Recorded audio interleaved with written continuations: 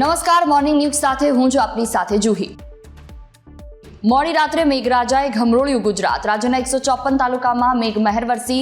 મહીસાગરના બાલાસિનોરમાં સૌથી વધુ 6 ઇંચ વરસાદ. ટેટ ફરજિયાતના નિર્ણય સામે શૈક્ષિક સંઘ લડી લેવાના મૂડમાં છે. સતત બીજા દિવસે શિક્ષકો પ્રદર્શન કરશે.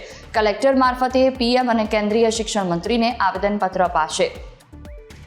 કંડક્ટરની ભરતી માટે જીએસઆરટીસીએ મહત્વપૂર્ણ જાહેરાત કરી. લાયસન્સ નંબર અને વેલિડિટીની વિગતો ભરવી હવે ફરજિયાત નહીં. ભરતી બાદ પણ લાયસન્સ મેળવી શકાશે. પીએમ મોદીના વિદેશ પ્રવાસનો આજે છેલ્લો દિવસ. રાષ્ટ્રપતિ મેક્રોન સાથે વિવાટેક 2026માં ભાગ લેશે.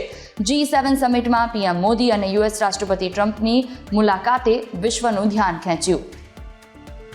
ઝારખંડમાં રાજ્યસભાની ચૂંટણી માટે મતદાન યોજાશે. પરિમલ નથવાણીની ઉમેદવારીથી સર્જાયો છે ત્રિપાંખીયો જંગ. જેએમએમ અને કોંગ્રેસમાં ક્રોસ વોટિંગ થઈ શકે છે. આખરે અમેરિકા અને ઈરાન વચ્ચે થઈ શાંતિ સમજૂતી. બંને દેશોએ શાંતિ કરાર પર હસ્તાક્ષર કર્યા. સત્તાવાર રીતે હવે યુદ્ધનો અંત આવ્યો.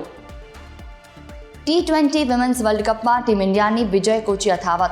નેધરલેન્ડ સામે 95 રને મેળવ્યો વિજય. સ્મૃતિ મંધાના અને શેફાલી વર્માએ 50 ફટકારી. ટેલિગ્રામ પ્રતિબંધનો વિવાદ પહોંચ્યો દિલ્હી હાઈકોર્ટ. હાઈકોર્ટ કરશે તાકીદની સુનાવણી. પેપર લીકની આશંકાથી કેન્દ્ર સરકારે ટેલિગ્રામ પર પ્રતિબંધ લગાવ્યો છે. અફવાઓ અને છેતરપિંડી રોકવા સરકાર એક્શનમાં.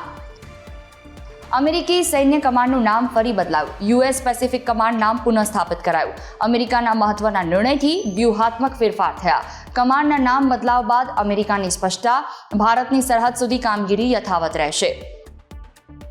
દેશમાં ચોમાસાની ગતિ ધીમી પડી. રાજસ્થાન, ગુજરાત અને કર્ણાટક પર વાદળો ગાયબ. દેશના 40% ભાગમાં વરસાદની ભારે અછત.